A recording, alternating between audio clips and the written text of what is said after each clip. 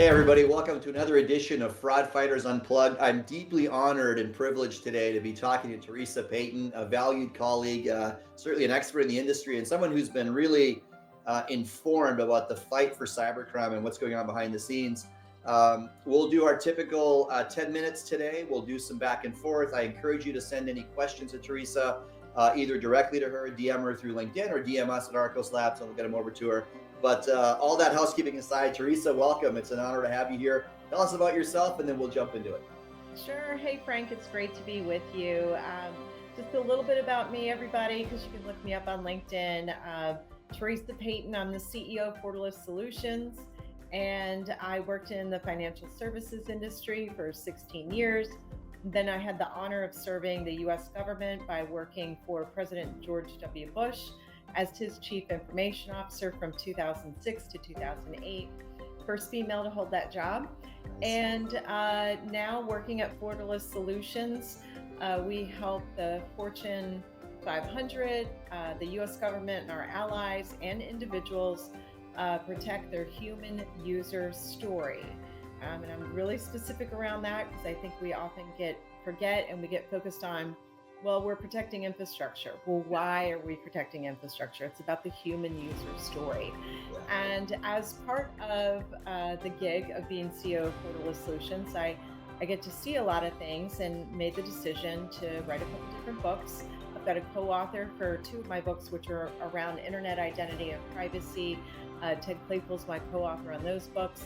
But I've got a second edition out of Manipulated. And Frank, I'm really looking forward to kind of unpacking those topics a little bit. Manipulated inside the cyber war to hijack elections and distort the truth. And the reason why I wanted to write that book was to really give everyone sort of a behind the curtain peek at some of the research that I was coming across that other people had done, as well as my own research and interviews and fact finding, and really just looking at what is happening with our social discourse and how can that be used to manipulate us, and more importantly, because it's so hard to combat, how can we spot and stop misinformation, disinformation campaigns from social engineering that becomes fraud, or social engineering that gets families not even speaking to each other anymore, because it's the same tactics that are being deployed. So I know, Frank, you've read the book, and I hope you enjoyed it.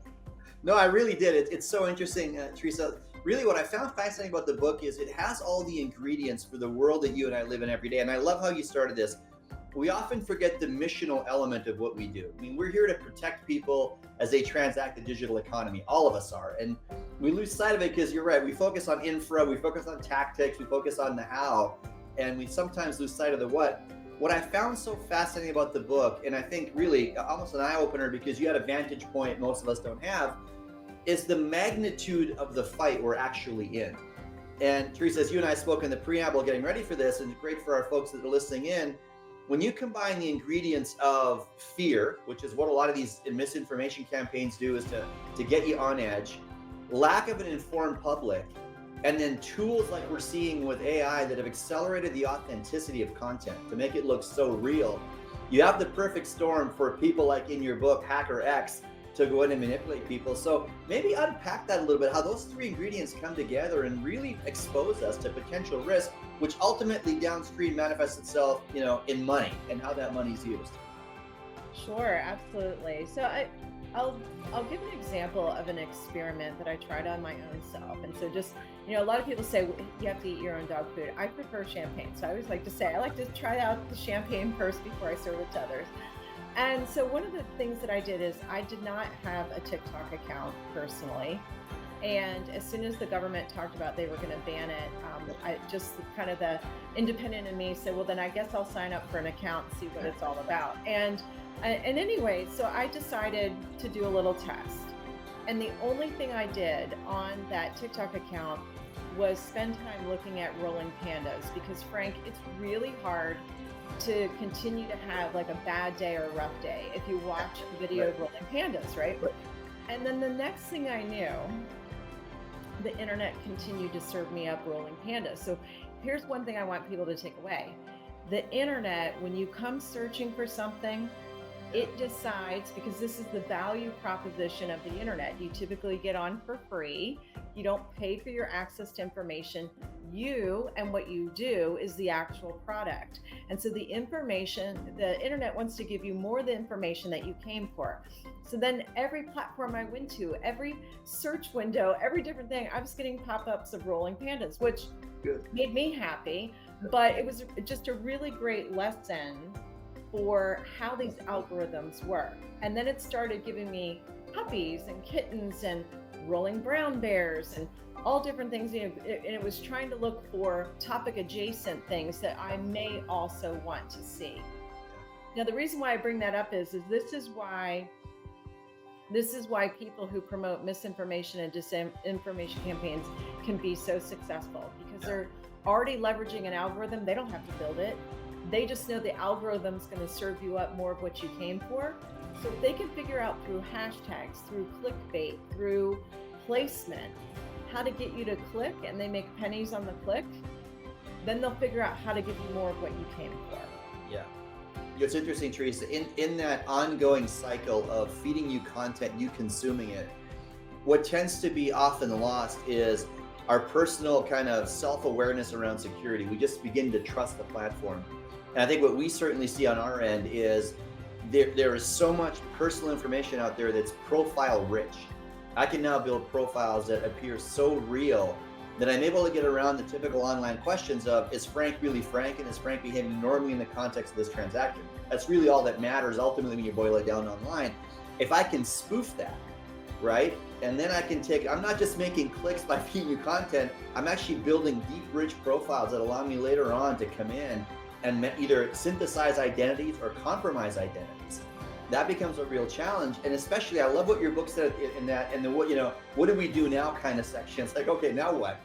The notion that ultimately this is a business. And what fraudsters have realized, that you just said, is the way to monetize it is profound. You can either monetize it through content, you can monetize it through account takeovers, you can monetize it through getting people to donate money to causes that idealistically you're trying to get them to.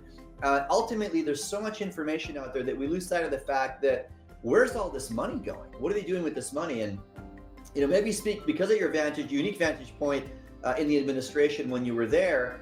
A lot of this stuff, this crime as a service, these syndicates, these nation states are using the internet and online activity to fund nefarious activities, and that downstream implication is profound for us as a nation, certainly as individuals. And it certainly gets around some of the guardrails that our government tries to impose on some of these organizations. So maybe speak to what you've seen or what you think about, where's this cash really going? What happens with this profile information and this cash once it's taken? Who winds up with it? Yeah, Frank, I always love speaking to a fellow fraud fighter because that's what we think about, right? It's because a lot of times people think, oh, the pennies on the click, or even paying a ransomware syndicate, right? So looking at sort of crime adjacent, fraud adjacent types of things that happen. And a lot of people picture, these really bad people driving brand new Lambos. Yeah. And if that's all it was funding, that would be bad, but I think the world could recover from that. But what is happening here is you have nation state governments as well as individuals who are under economic sanctions. They have to money launder. Yeah. They have to get their hands on cash. And what they do is they perpetuate these misinformation, disinformation campaigns. They make pennies on the click. That helps them get around economic sanctions. It helps them launder money. Now, what other types of crimes are they committing? They're not just committing digital crimes. Oftentimes this money, and Frank, you're a fellow fraud fighter, follow the money is what I always tell people. If you're really trying to get at the heart of the motive, at the head of the snake, even if it's a multi-headed snake, you have to follow the money all the way to its conclusion. And along the way, when you look at this, you find human trafficking, child trafficking, illegal gun running, illegal drug running, funding of wars, getting around economic sanctions. And so those pennies on the click, the perpetuation of different types of digital cyber crimes. When you follow the money, it's not just paying for new Lambos. It's Yeah. also funding some of the worst physical crimes going on in the world. Yeah, and Teresa, what makes that even sadder is it's happening at scale. And really what technology has done today and what these nation states and their investments in these whole what we call crime as a service platforms are really just accelerants to get more and more money into these nefarious activities. So I'm always honored to be on calls with colleagues like you because again, we often lose sight of the fact that really what we're about is protecting people, and the how is really important, and we innovate, and it really is an arms race. I love your book because your Berkeley starts the idea that hey, you're in a fight, you may not know it, but you're really in a fight. And this arms race is about very bad individuals, nation states, organized crime syndicates, you name it, all of them somehow colluding or working together up against the average consumer. And that ultimately, when they're able to accomplish these nefarious tasks, it ultimately results in human tragedy on the back end. And so it's always good to remind ourselves that the fight's about keeping people safe and focusing on that. And in that regard, I applaud you and thank you for the great work you've done. We're down to the end of it. It could go on for 20 minutes, Theresa, but one parting thought you want to leave our folks with, and again, I'll remind people, if you have more questions for Theresa, DM her, DM me as well. We're happy to respond. But Theresa, what would you close us out with? So what I would say to everybody is you may say to yourself, I will never fall prey to a disinformation or misinformation campaign. But chances are somebody you love, somebody you care about, somebody you work with will. Yeah. So even if this book isn't for you, this book is for everybody around you that you care about.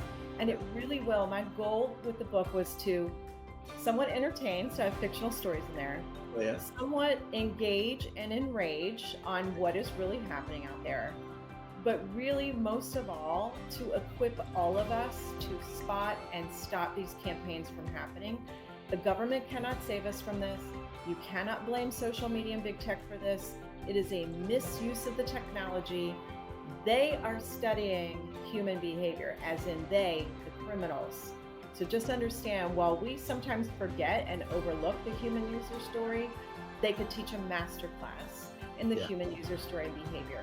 So this book is to basically equip you and those you care about to spot and stop these campaigns. Theresa, so well said. Just a constant reminder that we're in a good fight, worth doing, but we have to be diligent. Fraud fighters out there, thank you so much for tuning in today. Again, deeply honored to have Theresa with us. Get the book. The title was Charged Enough. Nobody likes to be manipulated, so when I saw the title, I was like, that's enough to get you into it. But a great read, Theresa. Thank you for the great work you've done. Appreciate again your collaboration with Arcos and your kindness towards us with your time and your insights. For everybody else out there, we look forward to the next edition of Fraud Fighters Unplugged. Check out the book. It's a great read. Thanks, everybody. Take care.